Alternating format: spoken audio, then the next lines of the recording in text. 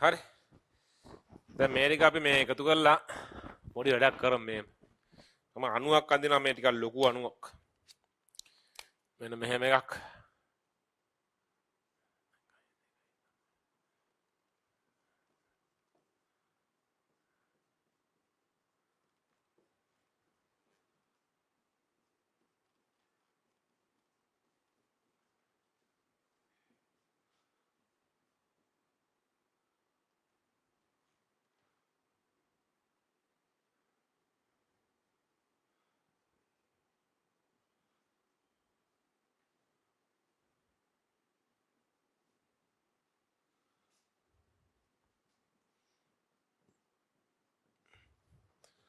මේ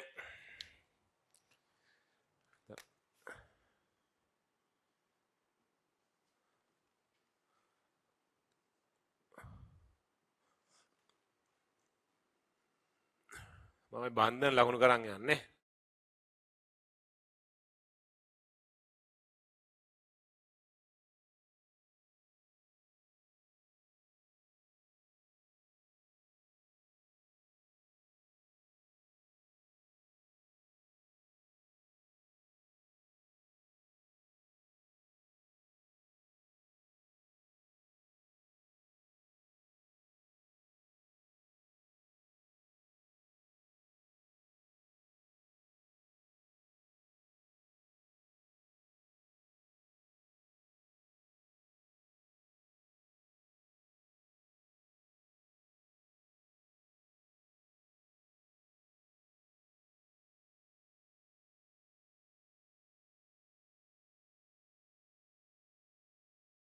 මෙන්න පළවෙනි එක බන්ධන අංකය 1.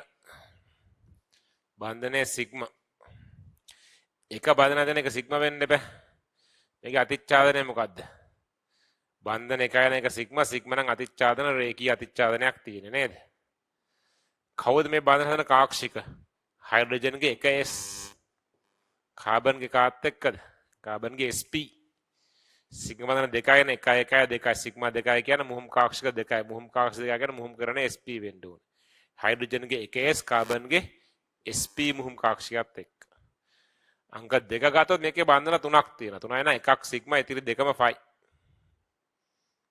ඉතිරි දෙකම ෆයි. එකක් සිග්මා එක රේඛීය අතිච්ඡාදනයක්. ඉතිරි ෆයි බන්ධන දෙක පාර්ශවිකනේ.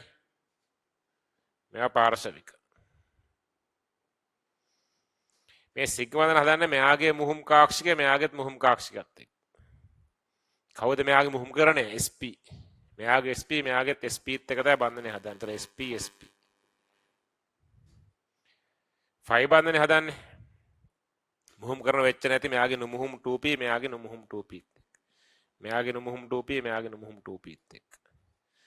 ඔන්නෝම අංක ටික දාගෙන හදාගෙන යන තියෙන 3 4 5 6 දිගටම අංක 3 මේ බන්ධන සිග්මා අතිච්ඡාදන රේඛීයයි කවුද කාක්ෂික දෙක. අංක 4 බන්ධන දෙකක් තියෙනවා එකක් සිග්මා අනිත් එක ෆයි. සිග්මා හදන්නේ කවුද ෆයි හදන්නේ කවුද කාක්ෂික කරනවා. එම ලියාගෙන යන්න තියෙන්නේ. ඉස්සෙල්ලා මේ 90 ඇඳ ගන්නකො.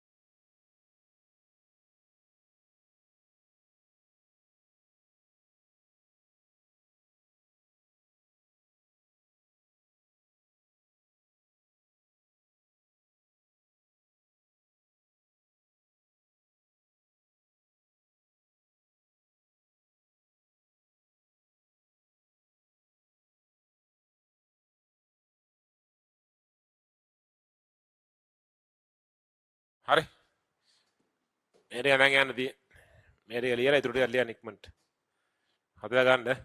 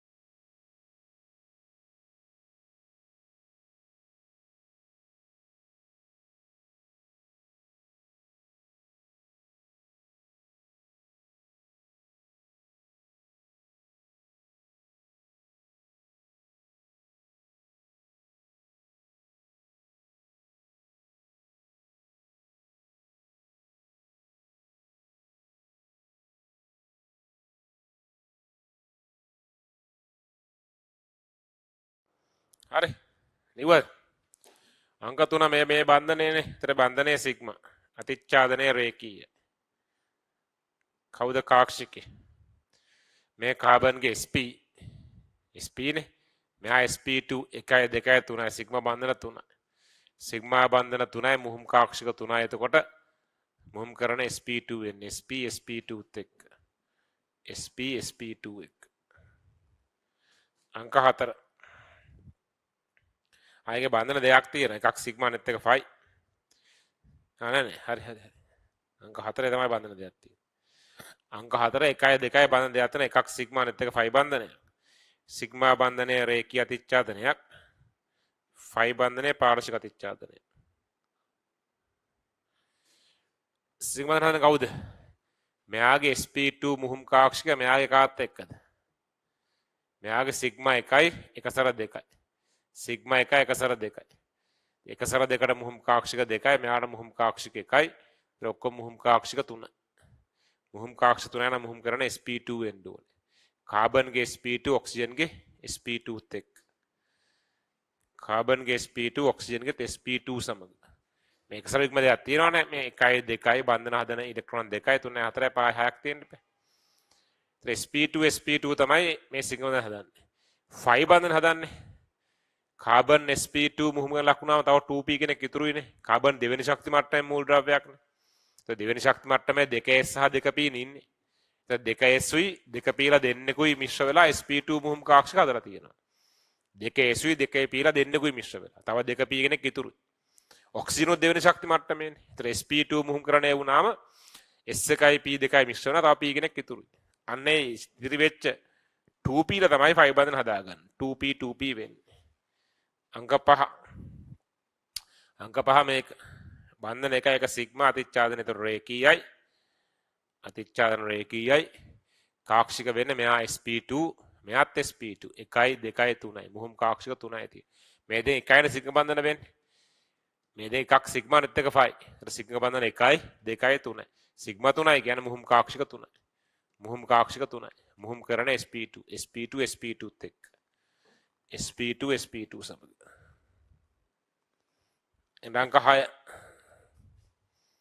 අංක 6 මේක බන්ධනයේ සිග්මා අතිච්ඡාදන රේඛීය. මේ බන්ධන කාක්ෂික වෙන්නේ මෙයාගේ sp2 මුහුම් කාක්ෂිකය බ්‍රෝමීන්ගේ කවුද? බ්‍රෝමීන්ගෙන් ඕනනම් අපිට කියත හැකි sp3 කියලා කියන්නත් පුළුවන්. කාබන්ගේ sp2 මුහුම් කාක්ෂික බ්‍රෝමීන්ගේ sp3 එක කියලා කියන්නත් පුළුවන් ඕන. එහෙමත් පුළුවන්. කාබන්ගේ sp2 බ්‍රෝමීන්ගේ sp3 එක. එහෙම කියන්න පුළුවන්. නමුත් සාමාන්‍යයෙන් අපි ගන්න මේ කෙලවරක තියෙන පර්යන්ත හැලජන වල විතරයි මේක එන්නේ. හයිඩ්‍රජන් කොහොමත් එයාගේ එක S කක්ෂණ බඳන හදන්නේ.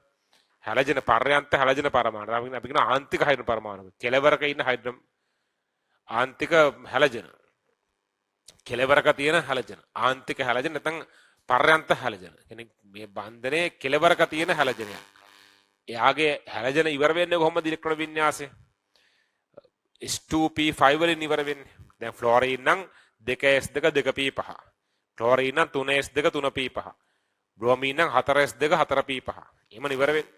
ඒතරේ p5 නේ ඉවර වෙන්නේ. p5 කියලා කියන්නේ වියුග්ම ඉලෙක්ට්‍රෝනක් තියෙනවනේ p වල.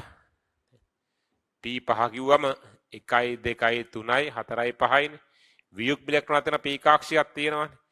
අන්න එයා බන්ධනය හදන්න ගන්නත් පුළුවන්. බ්‍රෝමීන්ගේ ඉවරෙන් ඉලෙක්ට්‍රෝන වින්‍යාස ඉවර වෙන්නේ 4s2 4p3 4p5 4s2 4p5.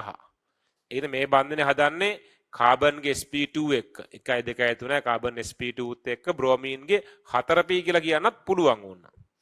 එතකොට කාබන්ගේ sp2 මුහුම් කාක්ෂිකයේ බ්‍රෝමීන්ගේ 4pත් එක්ක. එහෙම කියන්නත් පුළුවන්. වඩා හොඳ විදිය තමයි කාබන්ගේ sp2 මුහුම් කාක්ෂිකයේ බ්‍රෝමීන්ගේ 1යි 2යි 3යි 4යි මුහුම් කාක්ෂික 4යි නම් බ්‍රෝමීන්ගේ sp3 මුහුම් කාක්ෂිකයත් එක්ක. එහෙම කියන්නත් පුළුවන්. හරි. දෙකම හරියට. අඩුපාඩු දෙන්න හදාගන්න ඉක්මනට.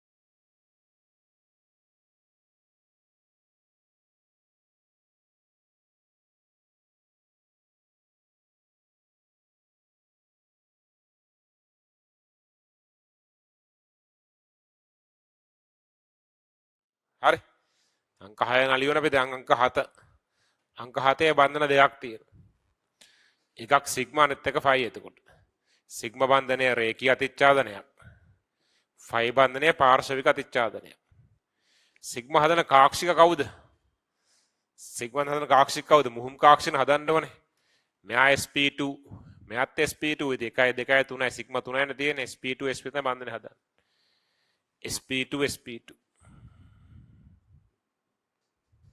හරිද ෆයි බන්ධන හදන්නේ කාබන් sp2 මුහුණ ලකුණාම තව නුමුහුම් 2p කෙනෙක් ඉතුරු වෙනවා. ඒතර නුමුහුම් 2p තමයි බන්ධන දෙකම හදන්නේ.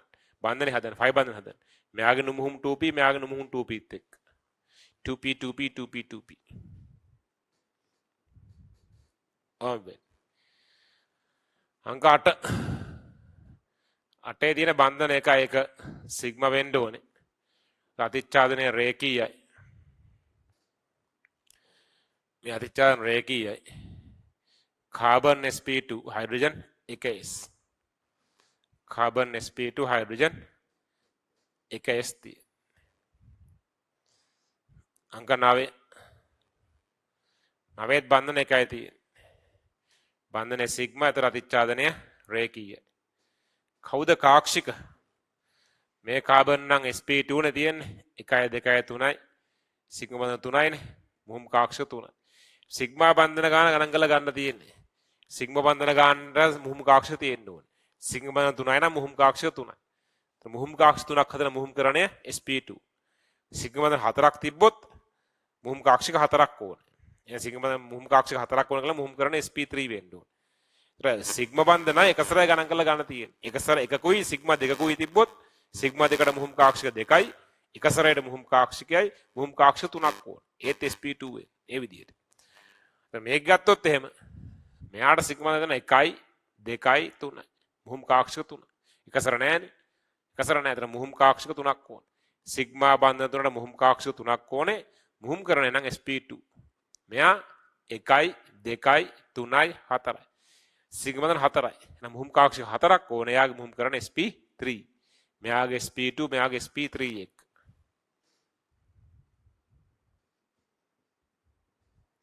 අංක 10යි 10 කියන්නේ මේ බන්ධනේ ඒකත් සිග්මා අතිච්ඡාදනය රේඛීය කවුද කාක්ෂික දෙක වෙන්නේ මේ කාබන්ගේ sp3 නයිට්‍රජන්ගේ 1යි 2යි 3යි එකසර යුග්මය ඒතර බන්ධන 3යි එකසර යුග්මය බන්ධන 3ට සිග්මා 3ට එනවා මුහුම් කාක්ෂික 3ක් එකසර යුග්මයට එනවා මුහුම් කාක්ෂිකයක් ඔක්කොම මුහුම් කාක්ෂික 4ක් ඕනේ එතකොට මෙයා sp3 මෙයාත් sp3 වෙන්නේ sp3 sp3 අංක 11 මේක බන්ධනයේ සිග්මා අතිච්ඡාදනය රේඛීය කවුද බන්ධන හදන්නේ නයිට්‍රජන්ගේ sp3 හයිඩ්‍රජන් 1s එක sp3 1s එක අංක 12 මේක බන්ධන එකයි තියෙන්නේ සිග්මා අතිච්ඡාදනය රේඛීය එතකොට කවුද කාක්ෂික වෙන්නේ carbon sp3 hydrogen 1s sp3 1s අංක 13 මේ බන්ධනේ සිග්මා අතිච්ඡාදනය රේඛීය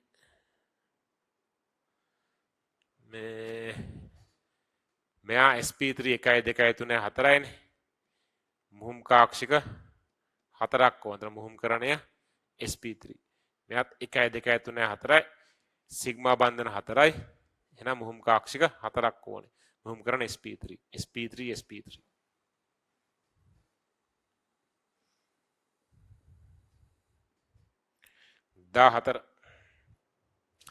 14ත් එක බන්ධන ඇති එක සිග්මා ප්‍රතිච්ඡාදන රේඛීය වෙන්න එපා. එතකොට කාබන් 1යි 2යි 3යි 4යි 4යි තියෙන්නේ. එතන මුහුම් කාක්ෂික 4ක් ඕනේ. මුහුම් කරන sp3 ක්ලෝරින් එකසල යුගල් 3ක් තියෙනවානේ. ත්‍රයත් ගත්ත හැකි එකසල යුගල් 3ට මුහුම් කාක්ෂික 3යි. බන්ධනයට මුහුම් කාක්ෂිකයයි. එතන මුහුම් කාක්ෂික ඔක්කොම 4ක් ඕනේ. මුහුම් කාක්ෂික 4ට මුහුම් කරණය වෙන්නේ මුහුම් කාක්ෂික හතරට මුහුම්කරණය වෙන්නේ sp3 කාබන් sp3 ක්ලෝරිනුත් sp3 ඉතින් ගත්ත හැකියම sp3 කියලා ගන්න පුළුවන්. එහෙම නැත්නම් කාබන්ගේ sp3 ක්ලෝරින් කාත් එක්කද පර්යන්ත හැලජනයක් නෙවෙන්නේ. ක්ලෝරින්ගේ වියුග්ම ඉලෙක්ට්‍රෝන තියෙනවා 3p වල.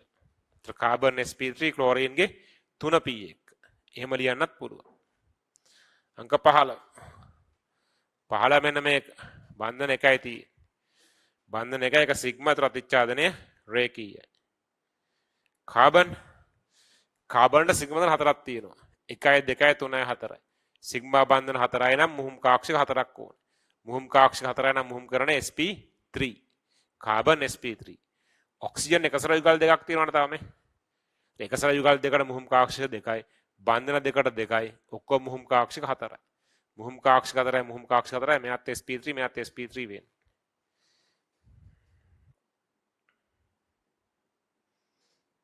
අංක 16. බන්ධන එකයි එකෙත් තියෙන සිග්මා රේඛීය වෙන්න ඕන අතිච්ඡාදනය. කවුද කාක්ෂික?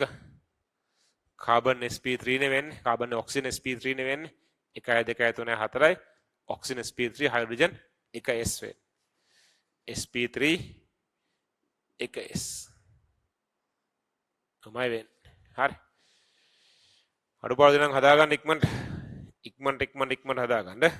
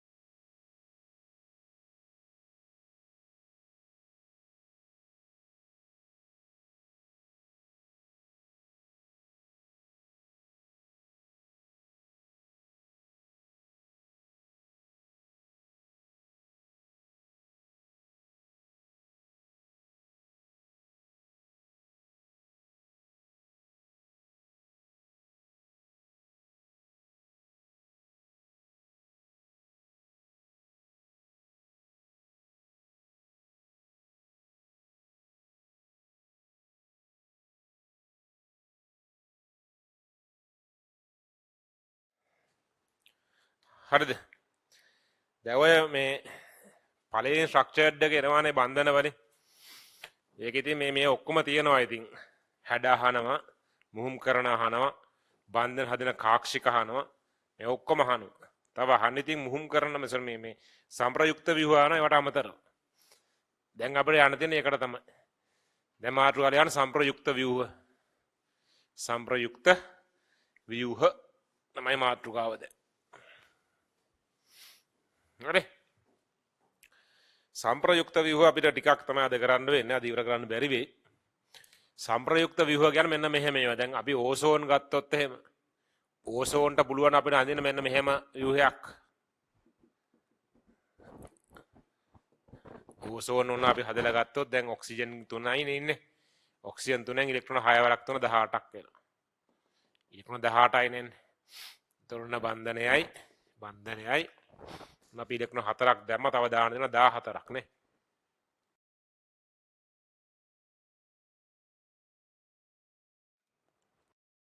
14ක් දාන්න එපා.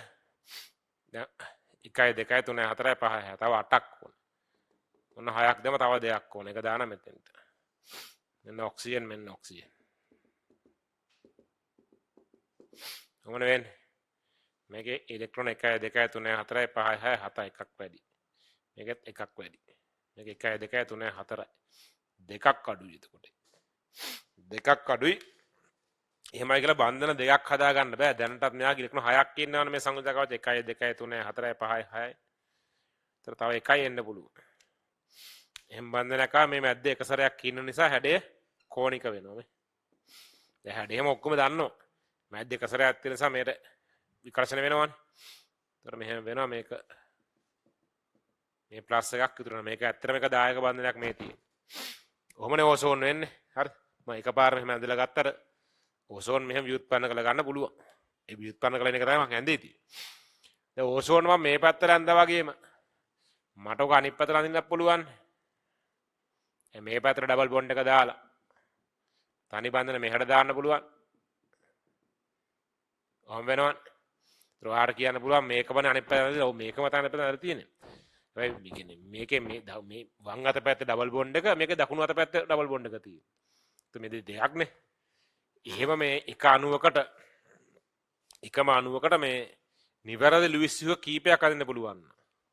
නිවැරදි ලුයිස් ව්‍යුහ කීපයක් අදින්න පුළුවන් නම් එක්කෙනෙකුට යම් අණුවක් සඳහා යම් අණුවක් හරි අයනයක් හරි යම් අණුවකට හරි අයනයකට හරි නිවැරදි ලුයිස් ව්‍යුහ කීපයක් අදින්න පුළුවන් නම් අපි අරගෙන සම්ප්‍රයුක්ත ව්‍යුහ කියලා කියන්නේ.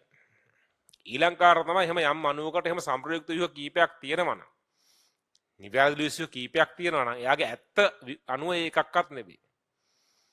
යම් කෙනෙකුට නිවැරදි ලුයිස් ව්‍යුහ කීපයක් අදින්න පුළුවන් නම් අපි අරගෙන සම්ප්‍රයුක්ත ව්‍යුහ කියලා. යම් කෙනෙකුට එහෙම සම්ප්‍රයුක්ත ව්‍යුහ තියෙනවා නම් කීපයක් තියෙනවා නම් ඇත්ත ව්‍යුහය එකක්වත් නෙවෙයි. ඇත්ත ව්‍යුහය වෙන්නේ සම්ප්‍රයුක්ත ව්‍යුහවල සම්ප්‍රයුක්තය. සම්ප්‍රයුක්ත ව්‍යුහවල සම්ප්‍රයුක්තය. අපි කරකට සම්ප්‍රයුක්ත මුහුම කියලා කියනවා. සම්ප්‍රයුක්ත ව්‍යුහවල සම්ප්‍රයුක්තය. දැන් මේකේ සම්ප්‍රයුක්ත මුහුම වෙන්නේ මෙහෙමයි. ඕසෝන්ගේ සම්ප්‍රයුක්ත මුහුම වෙන්නේ මෙහෙමයි. මේක තමයි ඕසෝන්ගේ සම්ප්‍රයුක්ත මුහුම. හරි.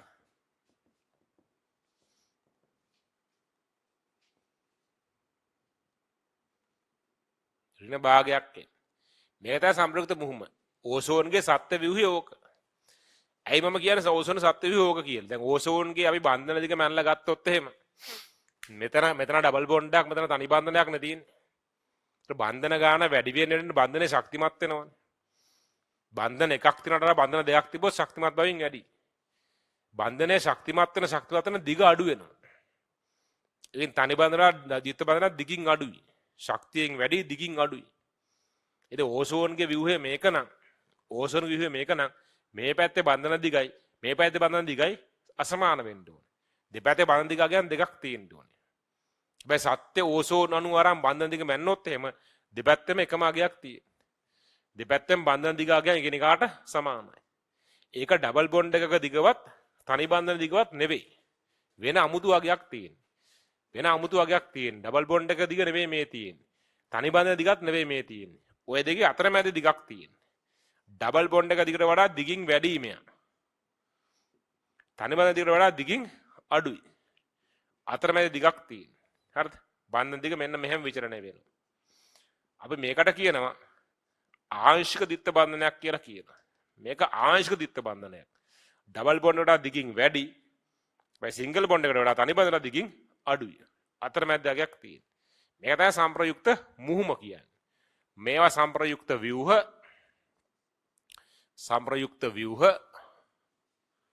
මේක සම්ප්‍රයුක්ත මුහුම. සම්ප්‍රයුක්ත මුහුම. හරිද? එතකොට අපි මේ ඉගෙන ගන්න යන්නේ මේ ගැන තමයි. සම්ප්‍රයුක්ත ව්‍යුහ අඳින හැටි, සම්ප්‍රයුක්ත මුහුම අඳින හැටි. ඒක තමයි කතා කරන්න යන්නේ මේ. හරිද? විස්තර ගොඩක් තියෙනවා අපි අද පුළුවන් තරමක් කරමු. මෙහෙම ලියන මාතෘකාව ලියවන සම්ප්‍රයුක්ත ව්‍යුහ කියලා නේද? එයාට ලියන්න මෙහෙම. යම් අණුවක් සඳහා යම් අණුවක් හෝ අයනයක් සඳහා යම් අණුවක් හෝ අයනයක් සඳහා යම් අණුවක් හෝ අයනයක් සඳහා නිවැරදි ලිවිස් ව්‍යුහ නිවැරදි ලිවිස් ව්‍යුහ නිවැරදි ලිවිස් ව්‍යුහ කිහිපයක් ඇඳිය හැකිනම් කිහිපයක් ඇඳිය හැකිනම්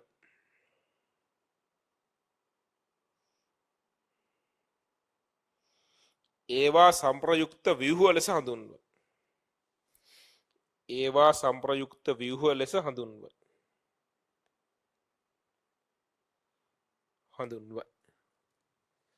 සම්ප්‍රයුක්ත ව්‍යුහ ලෙස හඳුන්වයි.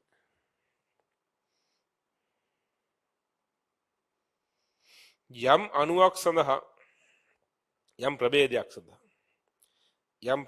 සඳහා සම්ප්‍රයුක්ත ව්‍යුහ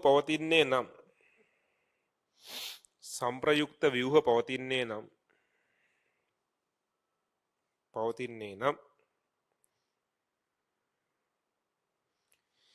එහි සත්‍ය ව්‍යුහය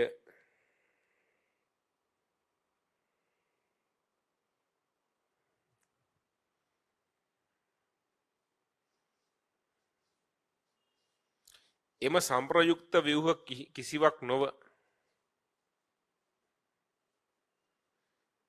එම සම්ප්‍රයුක්ත ව්‍යුහ කිසිවක් නොව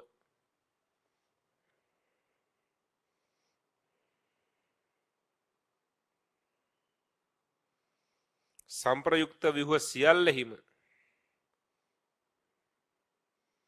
සම්ප්‍රයුක්ත ව්‍යුහ සියල්ලෙහිම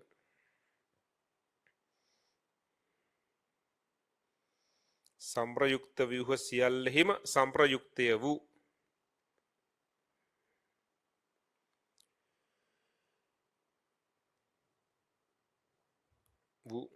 සම්ප්‍රයුක්ත මුහුම වේ. සම්ප්‍රයුක්ත මුහුම වේ.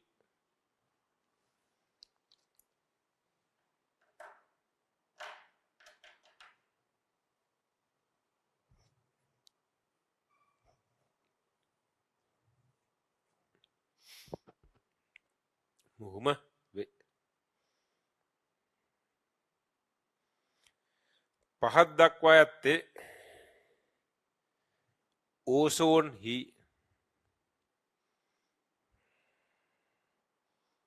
සම්ප්‍රයුක්ත ව්‍යුහ හා සම්ප්‍රයුක්ත මුහුම වේ.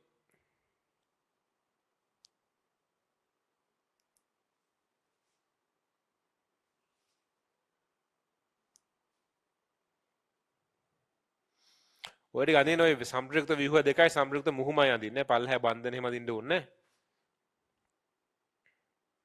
ඔක අඳින්න ඉක්මනට.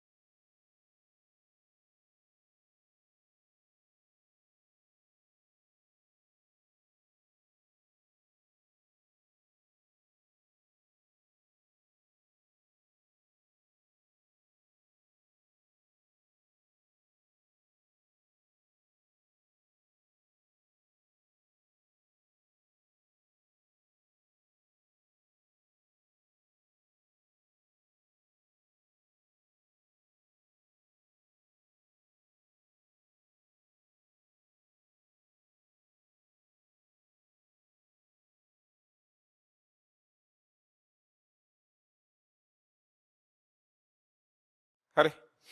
එන ඕසෝන්හි සත්‍ය ව්‍යුහය ඉහත දක්වා ඇති සම්ප්‍රයුක්ත ව්‍යුහ අණුවක් නම් සම්ප්‍රයුක්ත ව්‍යුහයක් නම්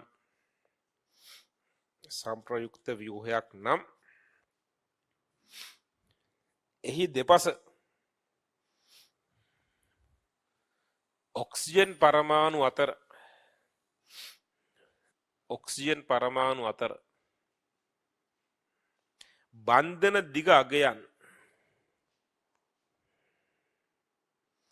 බන්ධන දිග අගයන් එකිනෙකට වෙනස් විය යුතුය.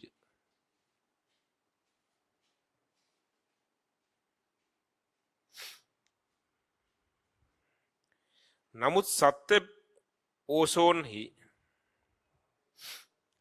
ඕසෝන්හි දෙපසම බන්ධන දිග අගයන් එකිනෙකට සමානයි.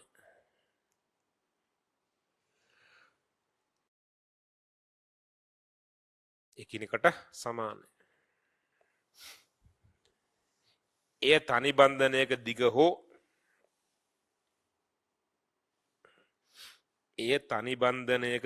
හෝ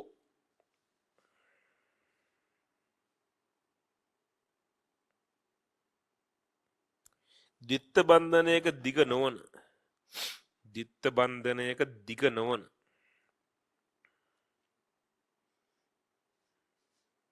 වෙනත් අගයකි. එනම් තනි බන්ධනයක දිගට වඩා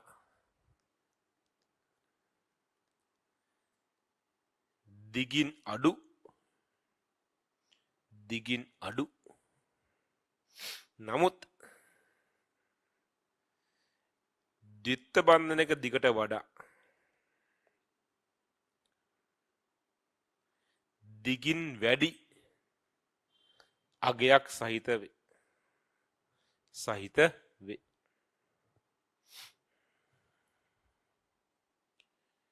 මෙය ආංශික ද්විත්ව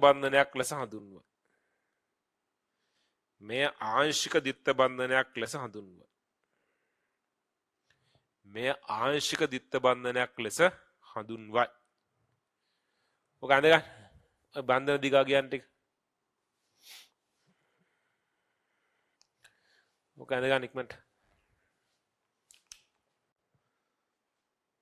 හරි ලිවල් මේක. සම්ප්‍රයුක්ත මුහුම තමයි මේ වඩාත් සත්‍ය ව්‍යුහ කියලා මං කිව්වනේ. ඒකට හේතුව සම්ප්‍රයුක්ත මුහුම ශක්තියෙන් අඩුයි. සම්ප්‍රයුක්ත ව්‍යුහ වලට වඩා සම්ප්‍රයුක්ත මුහුම ශක්තියෙන් අඩුයි. ඒක තමයි මේ එයා ස්ථායිව තියෙන සත්‍ය ව්‍යුහ එයා වෙන්න හේතුව. අපි එහෙම සක්සරහනක් යන්දොත් එහෙම මේ තියෙන සම්ප්‍රයුක්ත ව්‍යුහ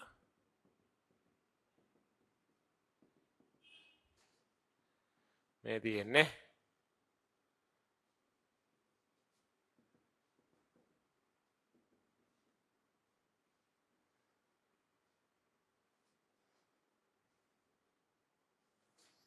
මෙන්න සම්ප්‍රයුක්ත මුහුම.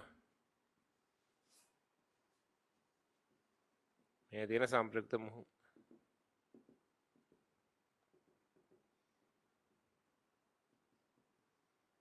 හරි. මේ සම්ප්‍රයුක්ත ව්‍යුහ වලට වඩා සම්ප්‍රයුක්ත මුහුමේ ශක්තිය අඩුයි. ඒකෙන් දෙයා ස්ථායීතාවයෙන් වැඩි. මෙයා ස්ථායීතාවයෙන් වැඩි. මේ ශක්තිය වෙනසට අපි කියනවා සම්ප්‍රයුක්ත ශක්තිය කියලා. මේකට අපි කියනවා සම්ප්‍රයුක්ත ශක්තිය කියලා කියනවා මේකට. සම්ප්‍රයුක්ත ශක්තිය කියලා කියනවා. හරි. මේ දෙකේ ශක්ති වෙනසට. ඒකට අපි ලියමුකෝ. එහෙනම් මෙහෙම සත්‍ය ව්‍යුහය සම්ප්‍රයුක්ත ව්‍යුහ නොව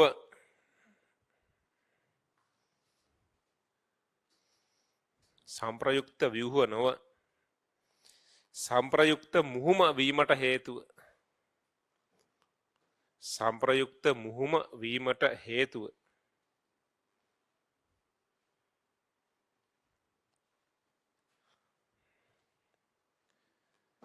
සංප්‍රයුක්ත මුහුම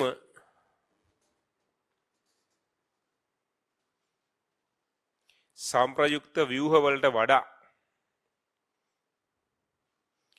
සංප්‍රයුක්ත ව්‍යුහ වලට වඩා ශක්තියෙන් අඩුවීම ශක්තියෙන් අඩුවීමයි ශක්තියෙන් අඩුවීමයි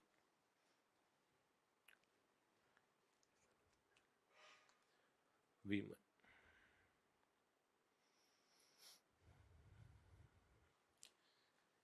සංප්‍රයුක්ත ව්‍යුහ සහ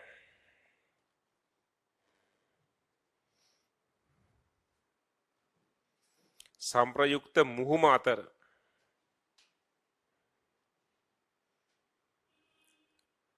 ශක්ති වෙනස හෙවත්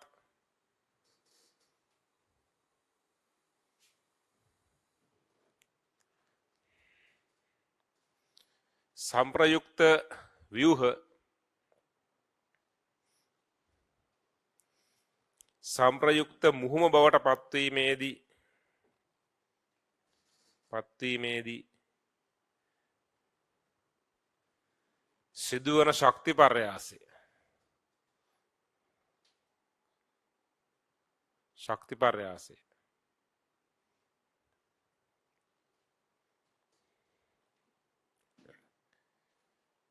සංප්‍රයුක්ත ශක්තිය ලෙස හඳුන්වයි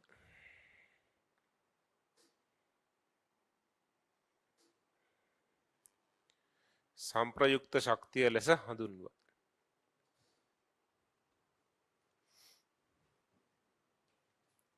හරි මේක අද ගන්න ඉක්මනට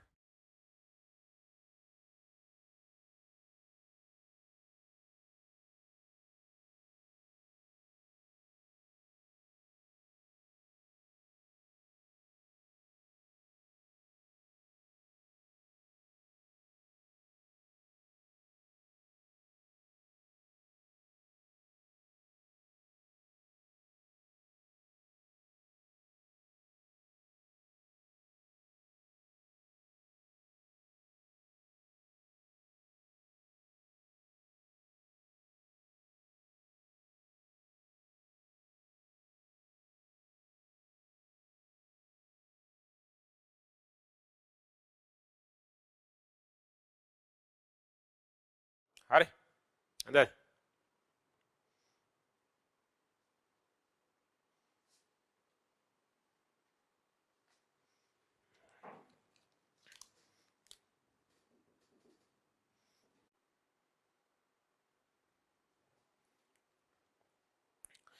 ඔක අදලා ගන්න ඉක්මනට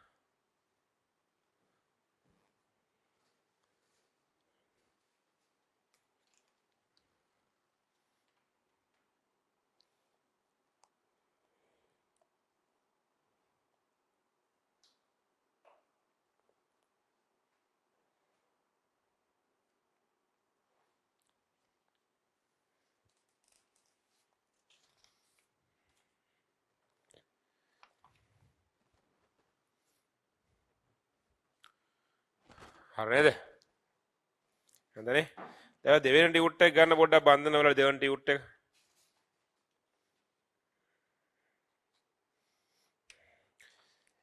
සංප්‍රයුක්ත ව්‍යුහ ගැන පොඩි විස්තර වගේක් තියෙනවා මුලදී පල්ලෙහා හදන සංප්‍රයුක්තතාවයේ ලක්ෂණ කියලා මේ නයිට්‍රයිට් අයනයත් එක මේ තියෙන සංප්‍රයුක්තතාවයේ ලක්ෂණ සංප්‍රයුක්ත ව්‍යුහයන් ස්වභාවයේ සත්‍ය වශයෙන් නොපවතී මේ ව්‍යුහ සටහන් අණුවල සත් ස්වභාවය වටහා ගැනීම පහසුම අඳින ලද මනක්කල්පිත ව්‍යුහයන් මේවා මනක්කල්පිත ව්‍යුහ තමයි සංප්‍රයුක්ත ව්‍යුහ කියලා කියන්නේ ඇත්ත ව්‍යුහ නෙවෙයි හරිද එම නිසා අණු හෝ අයන වල සත්‍ය ස්වභාවය සංප්‍රයුක්ත ව්‍යුහ මගින් නිරූපණය වේ යයි සලකනු ලැබේ සංප්‍රයුක්ත ව්‍යුහ මගින් නිරූපණය වෙනවා කියලා අපි සලකනවා නමුත් ඒක ඇත්ත නෙවෙයි හරි එක සමාන සංප්‍රයුක්ත ව්‍යුහ ඇති විටදී සංප්‍රයුක්ත මුහුමේ බන්ධන දිග එක සමාන වේ දැන් මේ සංප්‍රයුක්ත ව්‍යුහ දෙක මේ දෙක සමානයි එක වගේන සංප්‍රයුක්ත ව්‍යුහ තියෙන්නේ. ඒතර සංප්‍රයුක්ත මුහුමේ බන්ධන දිග සමාන වෙනවා. ඒකයි ඔය කියන්නේ. එක සමාන වේ. සංප්‍රයුක්ත මුහුමට සාපේක්ෂව අඩු ශක්තියක් ඇති බැවින් අනෙක් සංප්‍රයුක්ත ව්‍යුහ වලට වඩා ඒ ස්ථායීතාවයෙන් වැඩිය. ඒක තමයි සංප්‍රයුක්ත මුහුම ස්වභාවය පවතන ව්‍යුහ කියලා අපි සලකන්නේ. සමාන සංප්‍රයුක්ත ව්‍යුහ සංප්‍රයුක්ත මුහුම සඳහා සමාන දායකත්වයක් දෙයි. දැන් මේ සංප්‍රයුක්ත ව්‍යුහ දෙක සමානයිනේ. එක වගේනේ. ඒවල සංප්‍රයුක්ත මුහුමට දායක වෙන්නේ සමානයි. හැබැයි සමාන නොවන සංප්‍රයුක්ත ව්‍යුහක් තියෙනවා. ඒ සමාන නොවන සංප්‍රයුක්ත ව්‍යුහ වලදී ස්ථායීතාවයෙන් වැඩි කෙනා වැඩිපුර දායක වෙනවා සංප්‍රයුක්ත මුහුමට. ස්ථායීතාවයෙන් අඩු කෙනා අඩුවෙන් තමයි දායක වෙන සංප්‍රයුක්ත මුහුමට. ඒක ස්ථායීතාවයෙන් වැඩි කෙනා ස්ථායීතාවයෙන් අඩු කෙනා කොහොමද අඳුනගන්නේ? ඒක බලමු අපි ඊට පස්සේ. මේ තියෙන්නේ සමාන සංප්‍රයුක්ත ව්‍යුහ සංප්‍රයුක්ත මුහුම සඳහා සමාන දායකත්වයක් දෙයි. එකිනෙකට අසමාන ව්‍යුහ මුහුමට දක්වන දායකත්වය අසමාන වන අතර වඩාම ස්ථායි ව්‍යුහයේ වැඩිම දායකත්වයක් දක්වයි. ඒකට ගහගෙන දම්පාන ඉර. එළ විධිමත් ආරෝපණ තියෙනවා. මේ විධිමත් ආරෝපණ අපි කලිනුත් කතා කරා. විධිමත් ආරෝපණ කලින් අපි අර තිත්සරහන අඳිනකොටත් අපි කතා කරා විධිමත් ආරෝපණය ගැන.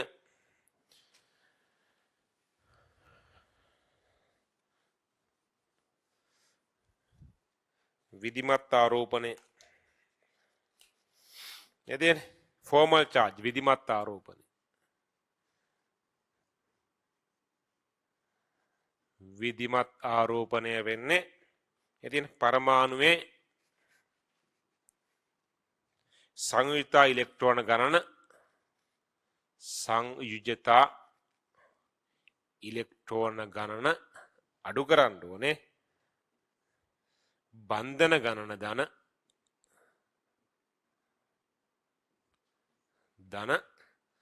එකසර යුගලවල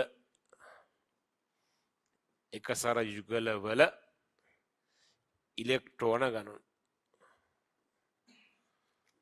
ඕක තමයි විධිමත් ආර ෆෝමල් චාර්ජ් කියන්නේ ඕක. ඒතර පරමාණු මත පවතින විධිමත් ආරෝපණය අඩු වෙන තරමට ස්ථායීතාවය වැඩි වෙනවා. එම කාරණා කීපයක්ම තියෙනවා. අපි ඒතකොට බලමු එක. ඒ කියන්නේ සමාන සංප්‍රයුක්ත ව්‍යුහ තියෙනවා නම් ඒවා සංප්‍රයුක්ත මුහුමට දායක වෙන්නේ සමානව. සමාන සංප්‍රයුක්ත ව්‍යුහ නෙවෙයි නම් තියෙන්නේ ඒවයින් ස්ථායීතාවයෙන් වැඩි කෙනා වැඩිපුර දායක වෙනවා. ස්ථායීතාවයෙන් අඩු කෙනා අඩුවෙන් දායක වෙනවා. හරි. ඒ ස්ථායීතාවයෙන් වැඩි කෙනා ස්ථායීතාවයෙන් අඩු කෙනා හොයාගන්න බලපාන කාරණා කීපයක් තියෙනවා. ඒක තමයි කියාගෙන එන්න හදන්නේ. එකක් තමයි පරමාණු මත විධිමත් ආරෝපණ අවම වෙන තරමට ස්ථායීතාවය වැඩි. පරමාණු මත පවතින විධිමත් ආරෝපණ අඩු වෙන තරමට ස්ථායීතාවය වැඩි වෙනවා. දෙවෙනි කාරණා තමයි යාබත පරමාණු මත ළඟ පරමාණු වල සමාන ආරෝපණ තියෙන්න බෑ. ළඟ පරමාණු දෙක ධන ආරෝපණ දෙකක් තියෙන්න බෑ. ළඟ පරමාණු දෙක ඍණ ආරෝපණ දෙකක් තියෙන්න බෑ. සමාන ආරෝපණ තියෙන්න බෑ ළඟ තියෙන පරමාණු මත. ඊළඟ කාරණාව තමයි මේ එම යාබත පරමාණු දෙකක සමාන පරමාණු තියෙන්න බෑනේ. අසමාන පරමාණු තියෙන කොටත් ඒ දෙකෙන් වඩා ඍණ කෙනා මත ඍණ ආරෝපණ තියෙන්න ඕනේ. වඩා ධන කෙනා මත ධන ආරෝපණ තියෙන්න ඕනේ. වඩා ඍණ කෙනා මත ධන ආරෝපණ තිබ්බොත් එම ස්ථායීතාවයෙන් අඩු වෙනවා. ඔය තමයි කාරණා ටික මේ තියෙන කියලා. හරි. මේ තියෙන කියලා. විධිමත් ආරෝපණය. විධිමත් ආරෝපණය අනුව අණුවක හෝ බහු පරමාණුක අයනයක. අණුවක හරි නැත්නම් බහු පරමාණුක අයනයක හරි ඇති පරමාණුවක් මත පවතින මනක් කල්පිත ආරෝපණය වේ. මේ සංකල්පය සලකා බලනුයේ ශක්තිමය වශයෙන් වඩා ස්ථායී පැවතිය හැකි ලුයිස් ව්‍යුහය හඳුනා සොයා ගැනීමටයි. සාමාන්‍යයෙන් සෑම පරමාණුවක් මතම ඇති විධිමත් ආරෝපණය ශුන්‍ය හෝ ශුන්‍යයට ආසන්න වේ නම් ඒ ස්ථායී ලුයිස් ව්‍යුහයකට සලකනු ලැබේ. සෑම පරමාණුවක් මතම ඇති විධිමත් ආරෝපණය ශුන්‍ය හෝ ශුන්‍යයට ආසන්න වේ නම් ඒ ස්ථායී ලුයිස් ව්‍යුහයක් ලෙස සැලකේ. අනේ ගන්න දම්පාඩ ඉරක් ගන්න. සාමාන්‍යයෙන් සෑම පරමාණුවක් මතම ඇති විධිමත් ආරෝපණය ශුන්‍ය හෝ ශුන්‍යයට ආසන්න වේ නම් ඒ ස්ථායී ලුයිස් ව්‍යුහයක් ලෙස සැලකේ. හරි. විධිමත් ආරෝපණ ගණනය කිරීමට පහත පියවර උදව් වේ කියලා එකක් තියෙනවා. ඒකට ගහන කොළ පාටින් කොටුවක් ගහගන්න එකට. ඔය ප්‍රකාශනයේට පරමාණුවේ සංයුජ ඉලෙක්ට්‍රෝන ගණන අඩු කිරීම බන්ධන ගන්න මේකට. එතන කොටුවක් ගහගන්න මේකට. ඔව් මුළු එකම ගන්න. හරි. ලුයිස් ව්‍යුහයක ඇති පරමාණුවක කාණ්ඩාංකයට සමාන බන්ධ ගණනක් පවතී නම් ඒ විධිමත් ආරෝපණ ශුන්‍ය වේ. කාණ්ඩාංකයට සමාන බන්ධන ගණනක් පවතීමයි කියන එක නම් ඒ තරම් හරි නෑ. මොකද දැන් ඔක්සිජන් ගත්තොත් එම් 6 වෙනි කාණ්ඩයනේ. ඒ 6 වෙනි කාණ්ඩේ නම් බන්ධන 6ක් තියෙන්න බෑ. ඒක නිවැරදි නෑ. ලුයිස් සූත්‍රයක ඇති පරමාණුක කාණ්ඩාංකයට සමාන බන්ධන ගණනක් පවතින නෙවෙයි. ඒක වෙන්න ඕන විදිය පරමාණුක සංයුක්තාවය වෙන්න ඕනේ. ප්‍රධාන සංයුත සමාන බන්ධන ගණනක් නම් තියෙන්නේ. දැන් ඔක්සිජන් 6 වෙනි කාණ්ඩේ ඉන්නේ. ප්‍රධාන සංයුතාවය 2යි. ඒක ඔක්සිජන් බන්ධන දෙකක් තියෙනවා නම් ආරෝපණය බිඳුවයි. එහෙම නෙවෙන්නේ. දැන් කාබන් 4 වෙනි කාණ්ඩේ තියෙන. යාගේ බන්ධන 4ක් තියෙනකොට හරි. දැන් ඔක්සිජන්ට එක හරියන්නේ නැහැ. ඊළඟට නයිට්‍රජන් ගත්තොත් එම කාණ්ඩාංකය 5. නයිට්‍රජන් බන්ධන 5ක් හදන්නේ නැහැ. ප්‍රධාන සංයුතාවය 3 වෙන්නේ. ප්‍රධාන සංයුතාවය 3යි. ඒක නයිට්‍රජන්ගේ බන්ධන 3ක් තිබ්බොත් ආරෝපණය බිඳුව වෙනවා. එහෙම නෙවෙන්නේ. ඉතින් ඒක පොඩක් හදා ගන්න වෙනවා. ලුයිස් සූත්‍රයේ ඇති පරමාණුවක කාණ්ඩාංකයට සමාන බන්ධන ගණනක් නෙවෙයි. ඒක හදා ගන්න. ඇති පරමාණුවක ප්‍රධාන සංයුතාවට සමාන. ප්‍රධාන සංයුත සමාන බන්ධන ගණනක් පවතී නම් එහි විධිමත් ආරෝපණය ශුන්‍ය වේ වෙන්න ඕනේ. කාණ්ඩාංකයේ නෙවෙයි ප්‍රධාන සංයුතයට සමාන වෙන්න ඕනේ. විධිමත් ආරෝපණ සියල්ල එකතු කර එහි අගය සොයා ගන්න. අණුවක විධිමත් ආරෝපණ එකතුව ශුන්‍ය වේ. අණුවක් නම් ආරෝපණයක් නැහැනේ. අයනයක් නම් සමස්ත ආරෝපණයක් තියෙනවා. අණුවක් නම් සමස්ත ආරෝපණයක් නැහැනේ. ඉතින් අණුවක විධිමත් ආරෝපණ එකතුව ශුන්‍ය වෙන්න ඕනේ. දැන් ඔක්සිජන්ගේ මේ ගත්තොත් එහෙම මේක විධිමත් ආරෝපණය ගන්නකො ඉතින් ඔක්සිජන්ගේ මේ අපි දාන ආරෝපණ තමයි විධිමත් ආරෝපණ අපි කලින් ඉගෙන ගත්තා ඒ කොටස. මේ විධිමත් ආරෝපණ මේ ධනය කියලා දාලා තියෙන්නේ. ඔක්සිජන්ගේ සංයුතික කවචය ඉලෙක්ට්‍රෝන 6යි. 6න් අඩු කරනවා මෙතන තියෙනවා බන්ධන 1යි 2යි 3යි. බන්ධන 3යි. එකසර යුගල වල ඉලෙක්ට්‍රෝන තියෙනවා 2ක්. 6න් 5ක් අඩු කරාම එකක් ඉතුරු වෙනවා. ධන 1ක් එනවා. එහෙම නෙවෙයි. ධන 1 ආවේ එහෙමනේ. මේ ඔක්සිජන් ගන්නකො සංයුතික ඉලෙක්ට්‍රෝන ගන්න 6යි. බන්ධන 2යි. එකසර යුගල වල ඉලෙක්ට්‍රෝන තියෙනවා 4ක්. ඒතර 6න් 6ක් ගියාම බිඳුව. බිඳුවනේ එහෙමනේ. මේකේ ගන්න සංයුතික ඉලෙක්ට්‍රෝන ගන්න 6යි. බන්ධන 1යි. එකසර යුගල වල ඉලෙක්ට්‍රෝන තියෙනවා 1යි 2යි 3යි 4යි 5යි 6ක් නේ ඍණ එක වෙන්නේ එහෙමනේ ඔමනේ ආරම්භ ටික එන්නේ මේක විධිමත් ආරෝපණය බිඳුවයි මේක විධිමත් ආරෝපණය ධන 1යි මේක විධිමත් ආරෝපණය ඍණ 1ක් තියෙනවා මෙයාගේ බිඳුවයි මේකේ ධන 1යි මේකේ ඍණ 1යි තියෙනවා හරිනේ විධිමත් ආරෝපණය මේකනේ වෙන්නේ විධිමත් ආරෝපණය පරමාණුවේ සංයුක්ත ඉලෙක්ට්‍රෝන ගණන එන අවසාන ශක්ති මට්ටමේ ඉලෙක්ට්‍රෝන ගණන එකින් අඩු කරන්න ඕනේ බන්ධන ගානයි එකසර ඉලෙක්ට්‍රෝන එකසර යුගල වල ඉලෙක්ට්‍රෝන ගානයි එකසර යුගල ගාන නෙවෙයි එකසර යුගල දෙන ඉලෙක්ට්‍රෝන ගාන අඩු කරන්න ඕනේ හරිද? ඒතර ඔක්සිජන් මෙහෙම තියෙනකොට ඕසෝන් මෙහෙම ඉන්නකොට මේ ඔක්සිජන්ගේ සංයුත ඉලෙක්ට්‍රෝන ගාන 6යි මේකේ බන්ධන 2යි එකසර යුගල වල ඉලෙක්ට්‍රෝන 1යි 2යි 3යි 4යි බිඳුව වෙන්නේ එහෙම මේක ධන 1 වෙන්නේ හැරි මේක ඍණ 1 වෙන්නේ අර මං කිව්ව එක තමයි මෙයාගේ සංයුත ඉලෙක්ට්‍රෝන ගාන 6යි අඩු කරනවා බන්ධන තියෙනවා 3ක් එකසර යුගල වල ඉලෙක්ට්‍රෝන තියෙනවා 2ක්. ඒතර 6න් 5ක් ගියාම එකක් ඉතුරු ධන 1යි. මේකේ සංයුත ඉලෙක්ට්‍රෝන ගන්න 6යි. බන්ධන 1යි. එකසර යුගල ඉලෙක්ට්‍රෝන තියෙනවා 6ක්. ඍණ 1ක් වෙන්නේ. කොමුනේ ආරෝපණය වෙන්නේ. මෙයා ධන 1ක්, මෙයා ඍණ 1ක්, මෙයා බිඳුවක් වෙන්නේ එහෙමයි. සමස්තයක් වශයෙන් ඕසෝන් කියන අණුවක්නේ. අණුවක් නිසා විධිමත් ආරෝපණ එකතෝ ශුන්‍ය වෙන්න ඕනේ. මෙයා ධන 1යි, මෙයා ඍණ 1යි අතර බිඳුව. එනවා වෙයි කියලා තියෙන්නේ. අණුවක විධිමත් ආරෝපණ එකතුව ශුන්‍ය වෙයි. බහුපරමාණුක අයනයක් ගත්තොත් එහෙම විධිමත් ආරෝපණ එකතුව අයනයේ ආරෝපණ සමාන වෙන්න ඕනේ. බහුපරමාණුක අයනයක විධිමත් ආරෝපණ එකතුව අයනයේ ආරෝපණයට සමාන වේ. හරි. සම්ප්‍රයුක්ත ව්‍යුහ වල සාපේක්ෂතාවයතා පෙරේමසන නීති. සම්ප්‍රයුක්ත ව්‍යුහ කිහිපයක් තියෙනවා. ඒවා වෙනස් නම් එකිනෙකාට වඩා ස්ථායි කෙනා හොයාගන්න භාවිත කරන නීති මේ තියෙන්නේ. වඩා ස්ථායි සම්ප්‍රයුක්ත ව්‍යුහයට අඩුම විධිමත් ආරෝපණ වෙනවීමක් ඇත. එසේම එහි වැඩි සංසංග බන්ධන ගණනක් පවතින අතර ඒ සම්ප්‍රයුක්ත මුහුමට වැඩි දායකත්වයක් දෙයි. වඩාත් ස්ථායි ව්‍යුහය වේ කියන්නේ විධිමත් ආරෝපණ අවම වෙන ව්‍යුහය. ඒක වැඩිපුර බන්ධන තියෙනවා එතකොට. බන්ධන ගණන උපරිම කර ගැනීමත් අෂ්ටක නියමයේ තෘප්ත කර ගැනීමත් කළ යුතුයි කියලා කියනවා. අෂ්ටක නියමය නම් අදාළ වෙන්නේ දෙවෙනි ශක්ති මට්ටමට විතරයි. අනිතර අදාළ වෙන්නේ නැහැ. එතනම යටින් ලියන්න. අෂ්ටක නියමය තෘප්ත වීම වැදගත් වන්නේ අෂ්ටක නියමයේ තෘප්ත වීම වැදගත් වන්නේ දෙවන ශක්ති මට්ටමේ මූල ද්‍රවයට පමණි. දෙවන ශක්ති මට්ටමේ මූල ද්‍රවය සඳහා පමණි. එතනම ලියා ගන්න. එන්නේ යාබද පරමාණු සමාන වර්ගයේ විධිමත් ආරෝපණ ඇති ව්‍යුහ සාපේක්ෂ අස්ථායි. යාබද පරමාණු සමාන ආරෝපණ තියෙනවා ධන තියෙනවා ඍණ ඍණ තියෙනවා නම් ඒවා අස්ථායි. යාබද පරමාණු මත ප්‍රතිවිරුද්ධ විධිමත් ආරෝපණ ඇති විට විද්‍යුත් ධන පරමාණු මත ධන ආරවණ තැබිය යුතු අතර විද්‍යුත් ඍණ පරමාණු මත ඍණ ආරවණ තැබිය යුතුයි. යාබද පරමාණු දෙකේ සමාන ආරවණ තියෙන්න බෑ. යාබද පරමාණු දෙකේ අසමාන ආරවණ තියෙන කොටත් වඩා ඍණ කෙනා ඍණ වෙලා වඩා ධන කෙනා ධන වෙන්න ඕනේ. ඔක්සිජන් ෆ්ලෝරින් වැනි ඉහළ විද්‍යුත් ඍණතාවයක් ඇති පරමාණු මතට ධන ආරවණ ලැබීම අස්ථායී වේ. හරි. උඩ තමයි කියන්නේ. හරි මම කියවන්නද? හරි. ඒ ටික හරි. එතකොට ඔන්න මෙතන මම කියේ අපේ පොතේ ලියන නෝට් එක අපි ලියලා හැරි අන්තිම මේකෙදි අපි කිව්වා සම්ප්‍රයුක්ත මුහුම වඩා ස්ථායී වෙන්න හේතුව මොකද්ද? යා ශක්තියෙන් අඩුයි. ඒ ශක්තිය සිදුවන අඩුවීමට අපි කියනවා යාගේ සම්ප්‍රයුක්ත ශක්තිය කියලා. හරි. ඊළඟට සම්ප්‍රයුක්ත ව්‍යුහ සහ සම්ප්‍රයුක්ත මුහුම අතර ශක්තිය වෙනස තමයි ඔය කියන්නේ.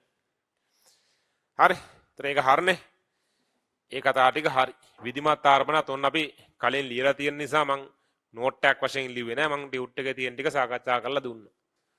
දැන් මාතෘකාවක් ලියන්න සම්ප්‍රයුක්ත ව්‍යුහ ගොඩනැගීම කියලා. සම්ප්‍රයුක්ත ව්‍යුහ ගොඩනැගීම මාතෘකාව. සම්ප්‍රයුක්ත ව්‍යුහ වල මේකම ගම අපි උදාහරණ ඕසෝන්ම ගම.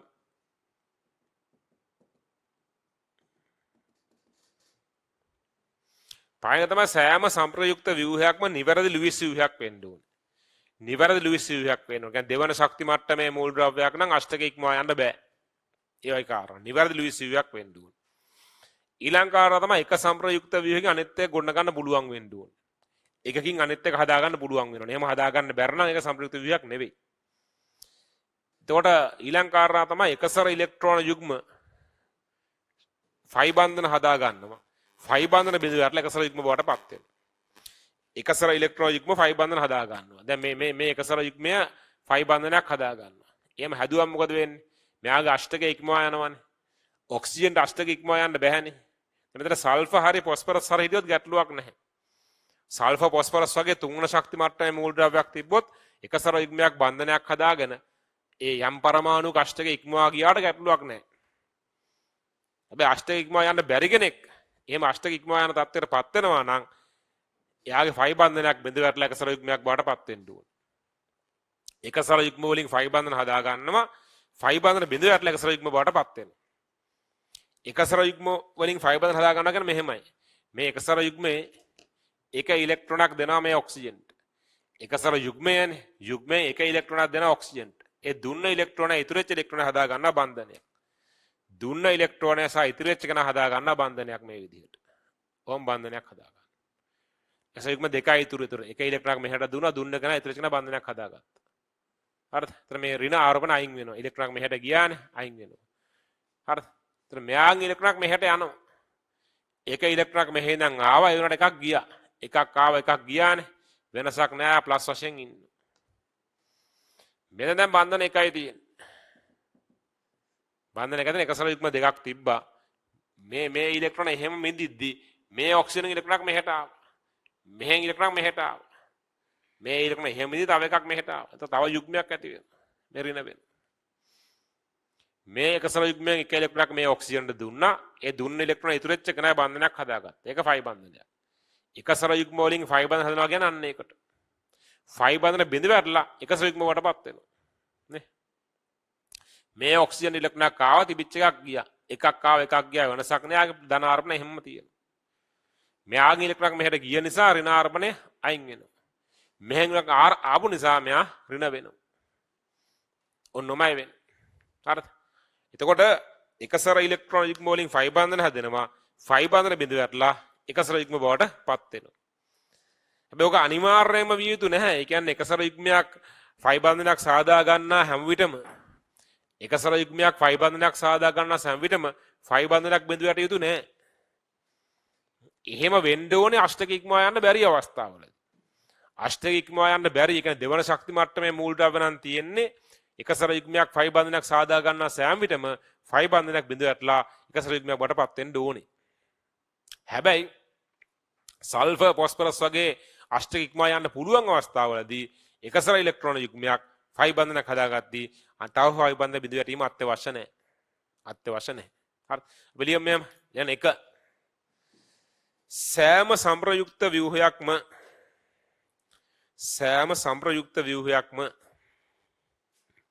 සෑම සම්ප්‍රයුක්ත ව්‍යුහයක්ම නිවැරදි ලිවිස් ව්‍යුහයක් විය යුතුය. නිවැරදි ලිවිස් ව්‍යුහයක් විය යුතුය. වරාදල යන එනම් දෙවන ශක්ති මට්ටමේ මූලද්‍රව්‍ය ඇති විට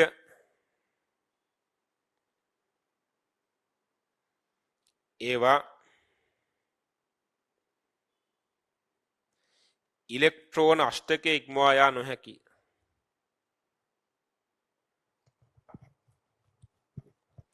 ඉලෙක්ට්‍රෝන අෂ්ටකය ඉක්මවා යා නොහැකිය.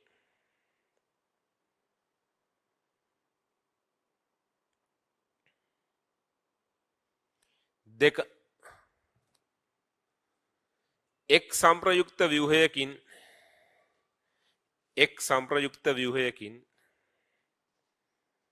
අනෙක්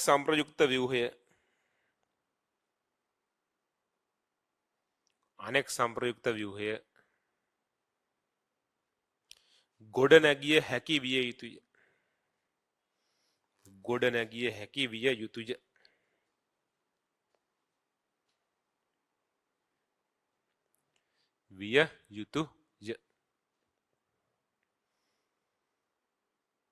එහිදී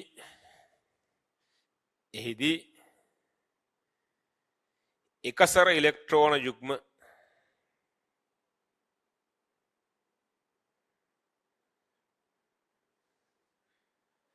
ෆයි බන්ධන සාධන අතර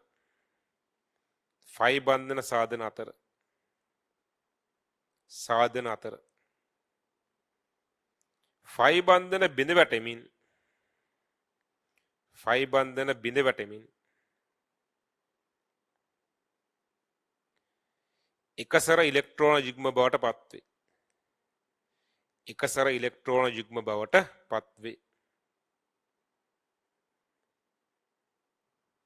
පත්වේ.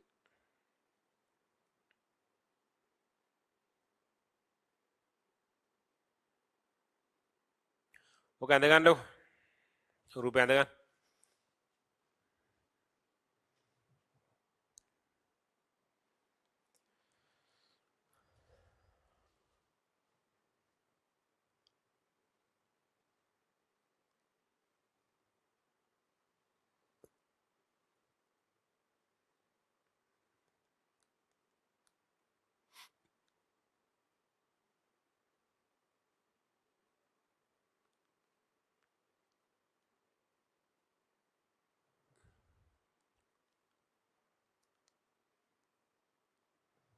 හරි. හරි නේද? ඊළඟ යන්න ඉලෙක්ට්‍රෝන අෂ්ටකය ඉක්මවා යා නොහැකි. ඉලෙක්ට්‍රෝන අෂ්ටකය ඉක්මවා යා නොහැකි.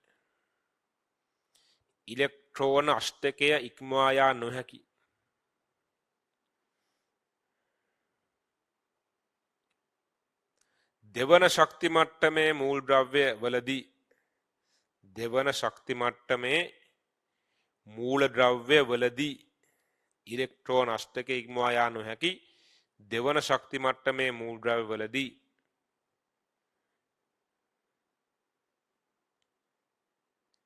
එකසර ඉලෙක්ට්‍රෝන යුග්මයක්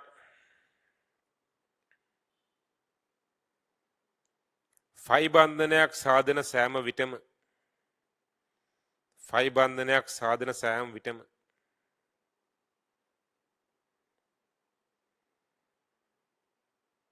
ෆයි බන්ධනයක් බිඳ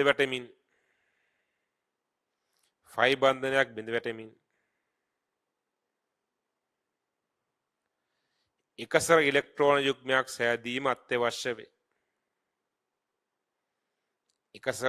යුග්මයක් සෑදීම අත්‍යවශ්‍ය වේ. අත්‍යවශ්‍ය වේ.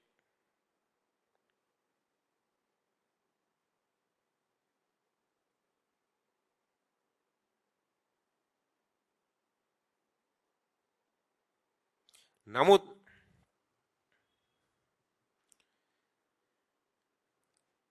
ඉලෙක්ට්‍රෝන අෂ්ටක ඉක්මවා යා හැකි ඉලෙක්ට්‍රෝන අෂ්ටක ඉක්මවා යා හැකි එනම් ශක්ති මට්ටම් දෙකකට වඩා පවතින ශක්ති මට්ටම් දෙකකට වඩා පවතින ශක්ති මට්ටම් දෙකකට වඩා පවතින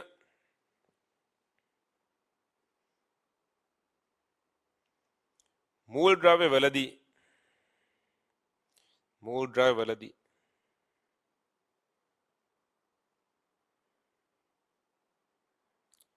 එකසර ඉලෙක්ට්‍රෝන යුග්ම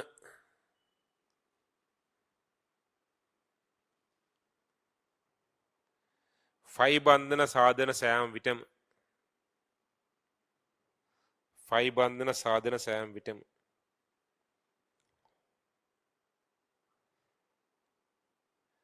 ෆයි බන්ධන බිඳ වැටෙමින්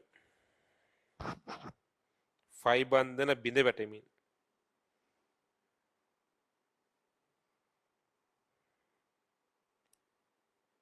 එකසර ඉලෙක්ට්‍රෝන යුග්ම සෑදීම එකසර ඉලෙක්ට්‍රෝන යුග්ම සෑදීම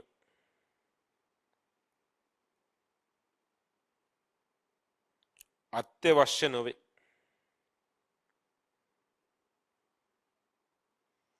අත්‍යවශ්‍ය නොවේ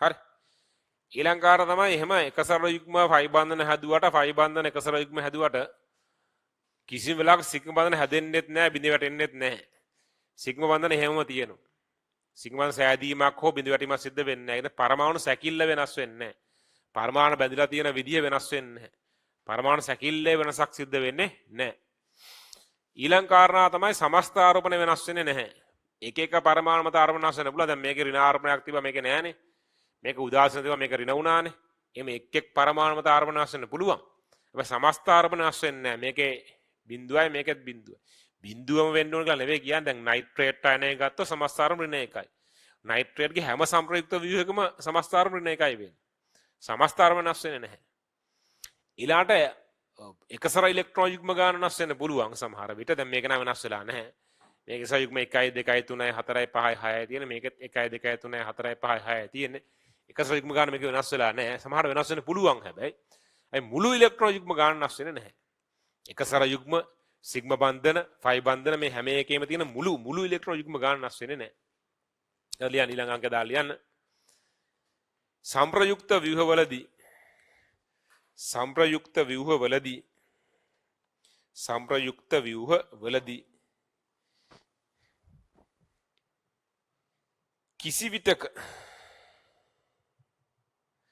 කිසි විටක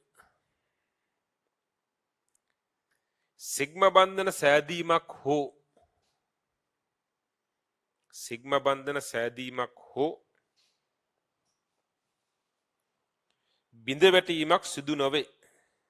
බිඳ වැටීමක් සිදු නොවේ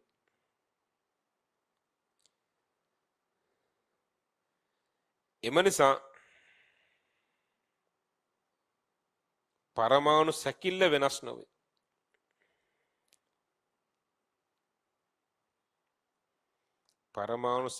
වෙනස්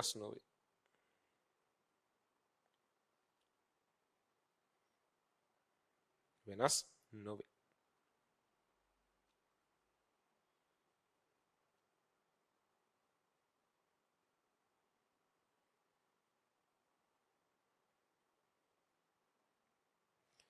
ඊළඟ අංකේ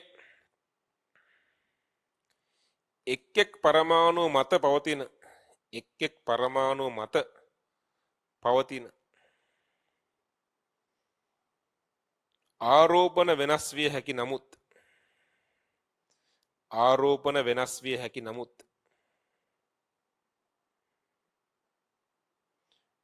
විය හැකි නමුත්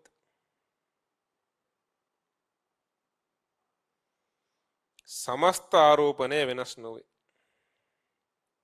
समस्त आरोपණය වෙනස් නොවේ. වෙනස් නොවේ. ඊළඟේ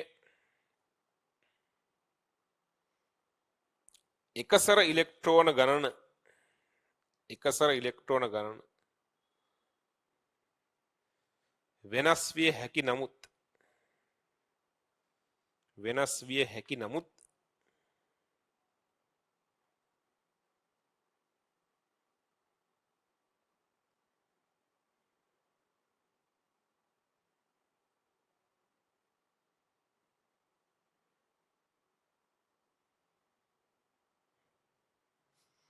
වෙනස් විය හැකි නමුත්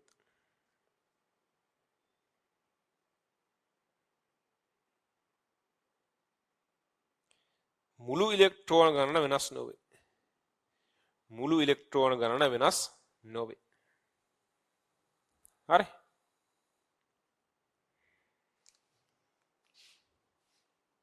හරි. එහෙනම් බලමු සම්ප්‍රයුක්ත මුහුම හදන්නේ කොහොමද කියලා.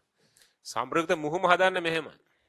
සම්ප්‍රයුක්ත මුහුම හදන්නේ පරමාණු සැකිල්ල වෙනස් වෙන්නේ නැහැ. මේකේ පරමාණු සැකිල්ල තමයි සම්ප්‍රයුක්ත මුහුමේ තියෙන්නේ. මේකමයි සැකිල්ල. වෙනසක් නැහැ. එන සෑම ව්‍යුහයක තියෙන බන්ධන අපි අඳින්න ඕනේ. ඒ කියන්නේ මේ ව්‍යුහේ මෙතන තියෙන මේ දෙවෙනි බන්ධනය මේකේ නෑනේ. මේ දෙවෙනි බන්ධනේ මේ 5 බන්ධනේ සෑම ව්‍යුහයකම තියෙන කෙනෙක් නෙවෙයි. සෑම ව්‍යුහයකම තියෙන ඒවා විතරයි අපි අඳින්නේ. මේ හැම ව්‍යුහයකම මේ බන්ධනේ තියෙනවා. මේකෙත් තියෙනවා මේකෙත් තියෙනවා. ඒක අපි අඳිනවා මේ. මේ බන්ධනෙත් මේකෙත් තියෙනවා මේකෙත් තියෙනවා. මේ දෙවෙනි එක නැහැ මේකේ. මේ තනි එකක් තියෙනවා. ඒතර මෙතන තනි බන්ධනයක් මෙතන තනි බන්ධනයක් මේ දෙකේම තියෙනවා. ඉතින් හැම ව්‍යුහයකම හැම සංප්‍රයුක්ත ව්‍යුහයක තියෙන බන්ධන අපි අඳින්න ඕනේ. ඇතම් ව්‍යුහ වල විතරක් තියෙන අපි කඩිගිරි වලින් අඳිනවා. ඒ කියන්නේ මේ දෙවෙනි බන්ධන මේක විතර තියෙන එක අපි කඩිගිරි වලින් අඳිනවා. මේක විතර තියෙන්නේ ඒකත් අපි කඩිගිරි වලින් අඳිනවා. ඔහොම. සෑම ව්‍යුහයකම පවතින බන්ධන අපි අඳිනවා. ඇතම් ව්‍යුහ වල විතරක් තියෙන බන්ධන අපි කඩිගිරි වලින් අඳිනවා. හරි. යන සෑම ව්‍යුහයකම තියෙන එකසර යුග්ම විතරයි දක්වන්නේ. ඇතම් ව්‍යුහ වල විතරක් තියෙනවා දක්වන්නේ නැහැ.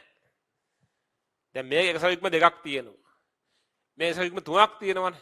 තුනක් තියෙනකොට මේ තුන්වෙනි එකසර යුග්මේ තියෙන මේකේ විතරනේ තියෙන්නේ. මේකේ නෑනේ තුන්වෙනි යුග්මේ. ඉතින් මේ පරමාණු මත අපි අඳින්නේ එකසර යුග්ම දෙකක් විතරයි. මේ ඔක්සිජන් මත තුන්වෙනි එකසර යුග්මයක් තිබ්බට ඒක මේකේ නෑ. ඒක අපි අඳින්නේ නෑ එතකොට. මේක ගත්තොත් මෙතන එකසර යුග්ම දෙකක් තියෙනවා මේකේ තුනක් තියෙනවා. මේකේ තුනක් තිබ්බට මේකේ තියෙන දෙකයි. ඒතර මේ දෙකේම තියෙන්නේ එකසර යුග්ම දෙකක් තමයි තියෙන්නේ අනිවාර්යයෙන්. ඒක අපි අඳිනවා. මේ එකසර යුග්මේ මේ දෙකේම තියෙනවා. ඒක අපි අඳිනවා. ඒතර හැම ව්‍යුහයකම තියෙන බන්ධන අපි අඳිනවා. ඇතැම් ව්‍යුහ වල විතරක් තියෙන බන්ධන අපි කඩේරුවෙන් අඳිනවා. හැබැයි හැම ව්‍යුහයකම තියෙන එකසර යුග්ම විතරයි අපි ලකුණු කරන්නේ. ඇතැම් ව්‍යුහ වල විතරක් තියෙන එකසර යුග්ම අපි ලකුණු කරන්නේ නැහැ.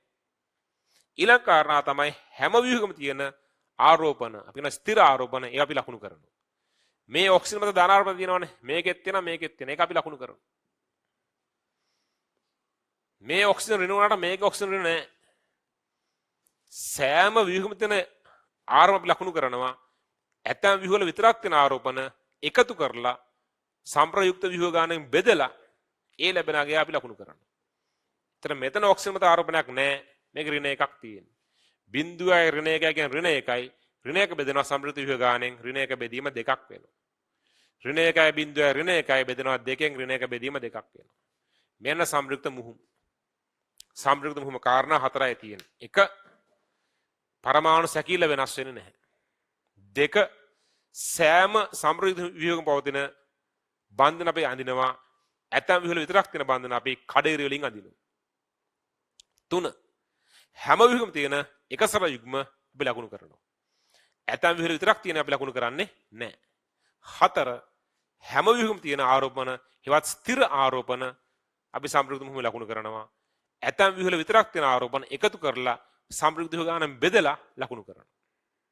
හරි. ලියන්න. සම්ප්‍රයුක්ත මුහුම ගොඩනැගීම. සම්ප්‍රයුක්ත මුහුම ගොඩනැගීම.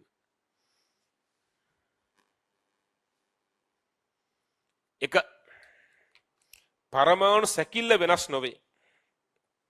පරමාණු සැකිල්ල වෙනස් නොවේ. පරමාණු සැකිල්ල වෙනස් නොවේ.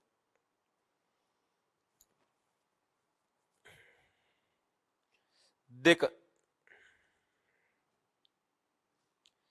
සෑම සම්ප්‍රයුක්ත ව්‍යුහයකම පවතින සෑම සම්ප්‍රයුක්ත ව්‍යුහයකම පවතින බන්ධන සම්ප්‍රයුක්ත මුහුම හිද ලකුණු කර සම්ප්‍රයුක්ත මුහුම හිද ලකුණු කර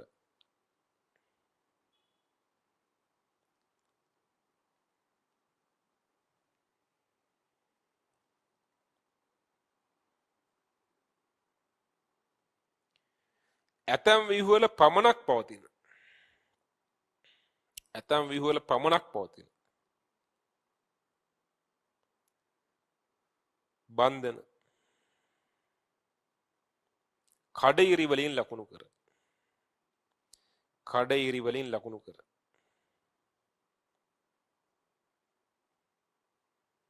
ලකුණු කර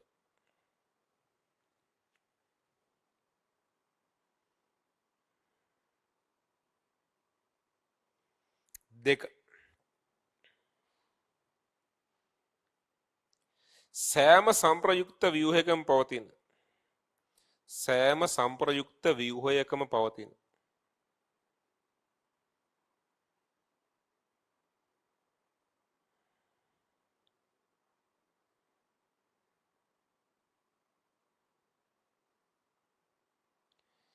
එකසර ඉලෙක්ට්‍රෝන යුගල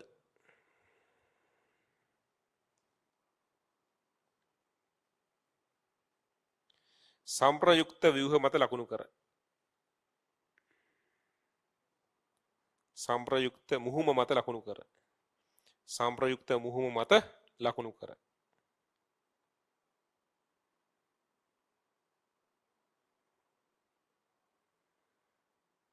නමුත් ඇතැම් සම්ප්‍රයුක්ත ව්‍යුහවල පමණක් පවතින ඇතැම් සම්ප්‍රයුක්ත ව්‍යුහවල පමණක් පවතින එකසර ඉලෙක්ට්‍රෝන යුග්ම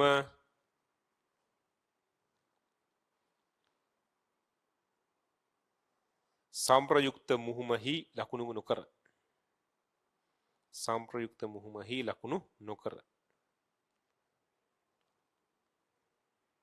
ලකුණු නොකර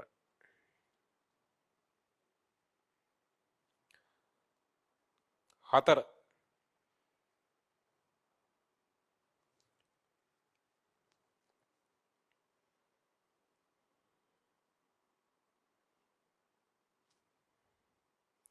සෑම සම්ප්‍රයුක්ත ව්‍යුහයකම පවතින සෑම සම්ප්‍රයුක්ත ව්‍යුහයකම පවතින පවතින ආරෝපණ හෙවත් හෙවත් ස්ථිර ආරෝපණ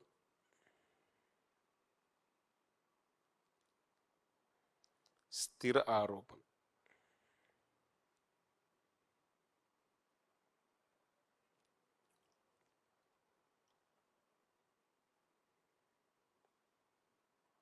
සම්ප්‍රයුක්ත මුහුමහිද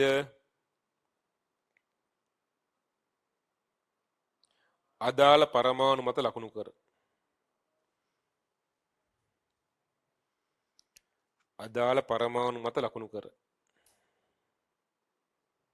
අදාළ පරමාණු මත ලකුණු කර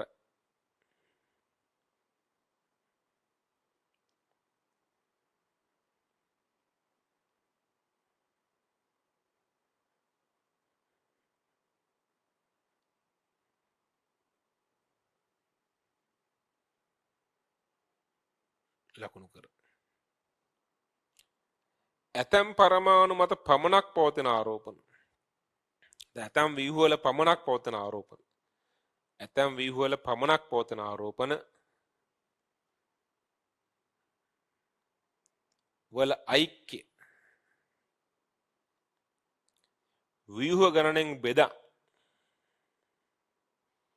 ගණනෙන් බෙදා එම පරමාණු මත ලකුණු කර එම පරමාණු මත ලකුණු කරයි මේක ආයසරක් ඇඳ ගන්න. සම්ප්‍රයුක්ත ව්‍යුහ දෙකයි සම්ප්‍රයුක්ත මුහුම මේ ටික ඇඳ ගන්න ඉක්මනට.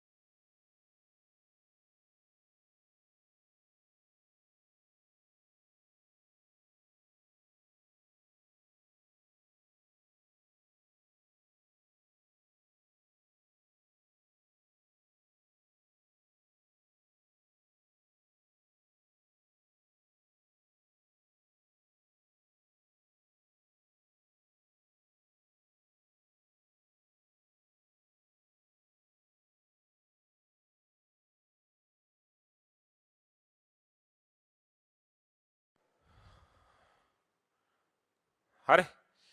ඕන අපි සම්ප්‍රයුක්ත ව්‍යුහ හදන හැටි සම්ප්‍රයුක්ත මුහුම හදන හැටි වඩා ස්ථායි සම්ප්‍රයුක්ත ව්‍යුහය හොයාගන්න හැටි මේ මුළු කාරණා ටික ඔක්කොම අපි කතා කරා. මේ ටික ප්‍රැක්ටිස් කරන්න තමයි තියෙන්නේ. එකම જાතිය සම්ප්‍රයුක්ත ව්‍යුහ එන ඒවා වෙනස් සම්ප්‍රයුක්ත ව්‍යුහ එන ඒවා. ඒ වෙනස් වෙනකොට වඩා ස්ථායි කෙනා කවුද? ස්ථායිතාවෙන් අඩුම කෙනා කවුද? ඒ ටික අපි කතා කරමු. අපිට ඒ ටික කතා කරලා කෙලින්ම අර පාස්සේ ප්‍රශ්න වලට යන්න පුළුවන්. මොකද මේවා තමයි තියෙන්නේ මේ ಜಾති ප්‍රශ්න ගොඩක් තියෙනවා. අපිට ඒ ටික කරන් යන්න පුළුවන්. ඒතර අපි කතා කරලා සම්ප්‍රයුක්ත ව්‍යුහ ගැන කතා කරොත් මුහුම් කරන්නේ මුලින් කතා කරා. සම්ප්‍රයුක්ත ව්‍යුහ වලදී අපි කිව්වේ යම් අණුවකට හෝ අයනයකට නිවැරදි ලුයිස් ව්‍යුහ කිහිපයක් අඳින්න පුළුවන් නම් ඊට අපි කියනවා සම්ප්‍රයුක්ත ව්‍යුහ කියලා. යම් කෙනෙකුට සම්ප්‍රයුක්ත ව්‍යුහ තියෙනවා නම් එයාගේ ඇත්ත ව්‍යුහය වෙන්නේ සම්ප්‍රයුක්ත ව්‍යුහ එකක්වත් නෙවෙයි. සම්ප්‍රයුක්ත ව්‍යුහ සියල්ලෙහිම සම්ප්‍රයුක්ත වෙච්ච සම්ප්‍රයුක්ත මුහුම තමයි ඇත්ත ව්‍යුහය වෙන්නේ. ඒ සම්ප්‍රයුක්ත මුහුම වඩාත් කියන්නේ නැත්තම් පවතින ව්‍යුහ වෙන්න හේතුව තමයි සම්ප්‍රයුක්ත ව්‍යුහ වලට වඩා එයා ශක්තියෙන් අඩුයි ස්ථායීතාවයෙන් වැඩි. ඒකයි හේතුව. ඊට සම්ප්‍රයුක්ත ව්‍යුහ සියල්ලම එකම වගේ නම් ඒගොල්ලෝ සම්ප්‍රයුක්ත මුහුමට සමානව දායක වෙනවා. මේ සම්ප්‍රයුක්ත ව්‍යුහ වෙනස් නම් එහෙන් වඩා ස්ථායි කට්ටිය වැඩිපුර දායක වෙනවා. ස්ථායීතාවෙන් අඩු කට්ටිය අඩුවෙන් දායක වෙනවා. ඒතර අස්ථායි නම් දායක වෙන්නෙම නැහැ. ඒතර කොහොමද ස්ථායි කට්ටිය හොයාගන්නේ? ඒ විධිමත් ආරම්භ බලන්න ඕනේ. පරමාණු මත විධිමත් ආරම්භ නැහැ අවම වෙන තරමට ස්ථායීතාවයෙන් වැඩි වෙනවා. අගම යාබද පරමාණු දෙකක සමාන ආරම්භ තිබ්බොත් ස්ථායීතාව අඩු වෙනවා. යාබද පරමාණු දෙකක සමාන ආරම්භ තියෙන්න බෑ. වෙනස් ආරම්භ තියෙන කොටත් වඩා ඍණ වෙලා වඩා ධන වෙන්න ඕනේ. ඒ තමයි වඩා ස්ථායි කෙනා හොයා ගන්න ඕනේ අපි. වඩා ස්ථායි කෙනා වැඩිපුර දායක වෙනවා. ස්ථායිතෙන් අඩුවයි අඩුවෙන් දායක වෙන්නේ. අස්ථායි නම් දායක වෙන්නේ නැහැ. සම්ප්‍රයුක්ත ව්‍යුහ හදන හැටි අපි කතා කරා. එක සම්ප්‍රයුක්ත ව්‍යුහ අනිත් එක ගොඩ ගන්න පුළුවන් වෙන්න ඕනේ. ඒ හැම ව්‍යුහයක්ම නිවැරදි ලුයිස් ව්‍යුහ වෙන්න ඕනේ. يعني එක සර යුග්ම ෆයි බන්ධන බාටපත් වෙනකොට ෆයි බන්ධන බිඳුවට එක සර යුග්ම බාටපත් වෙන්න ඕනේ. හැබැයි අෂ්ටක ඉක්මවා ගියාට කමක් නැත්තම් එක සර යුග්ම ෆයි බන්ධන බාටපත් වෙද්දී ෆයි බන්ධන බිඳ වැටෙන්නම අවශ්‍ය නැහැ. පරමාණු සැකිල්ල වෙනස් වෙන්නේ එකම සැකිල්ල තියෙන්නේ. සිංහ බන්ධන හැදෙන්නේවත් බිඳ වැටෙන්නේවත් නැහැ. සමස්ත ආරම්භන වෙනස් වෙන්නේ නැහැ. පරමාණු මත පවතින ආරම්භන වෙනස් වෙන්න පුළුවන්. හැබැයි සමස්ත ආරම්භන වෙනස් වෙන්නේ නැහැ. ඊළඟට එක සර යුගල් ගාන වෙනස් වෙන්න පුළුවන්. මුළු ලෙකු යුගල් ගාන වෙනස් වෙන්නේ නැහැ. ඒක තමයි අපි කිව්වේ. සම්ප්‍රයුක්ත මුහුම හදන හැටි අන්තිමට අපි කතා කරා. මොකක්ද?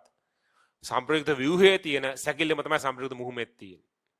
සම්ප්‍රයුක්ත ව්‍යුහ වල හැම ව්‍යුහෙම තියෙන බන්ධන අපි අඳිනවා සම්ප්‍රයුක්ත මුහුමෙත්. ඇතම් ව්‍යුහ වල විතරක් තියෙන අපි අඳිනවා කඩීරි වලින්. හැම ව්‍යුහෙම තියෙන එක සම්ප්‍රයුක්තම විතරයි අපි ලකුණු කරන්න සම්ප්‍රයුක්ත මුහුමේ. හැම සම්ප්‍රයුක්ත ව්‍යුහෙම තියෙන එක සම්ප්‍රයුක්ත වල විතරයි අපි ලකුණු කරන්න සම්ප්‍රයුක්ත මුහුමේ. ඇතම් වල විතරක් තියෙනවා ලකුණු කරන්නේ නැහැ. හැම ව්‍යුහෙම තියෙන ආරම්භන අපි ලකුණු කරනවා සම්ප්‍රයුක්ත මුහුමෙත්. ඇතම් ව්‍යුහ වල විතරක් තියෙන ආරම්භන එකතු කරලා ඉවරලා ව්‍යුහ සංඛ්‍යාවෙන් බෙදලා ඒ ගාන අපි ලකුණු කරනවා අදාළ පරමාණු මත. ඔහොම තමයි සම්ප්‍රයුක්ත මුහුම ගොඩනගන්නේ. ඇත්තට සම්ප්‍රයුක්ත ව්‍යුහ කොටසත් කතා කරලා ඉවරයි. මේක අපි තව ටිකක් සාකච්ඡා කරන්න තියෙනවා මේ ප්‍රශ්න ටිකක් කරන්න තියෙන්නේ. ප්‍රශ්න ටික කරලා බන්ධන පෙළ ගැන පොඩ්ඩක් කතා කරලා ඒකත් එක්ක අපිට එතකොට පුළුවන් මේ සාසන කොටස ඉවර කරගන්න.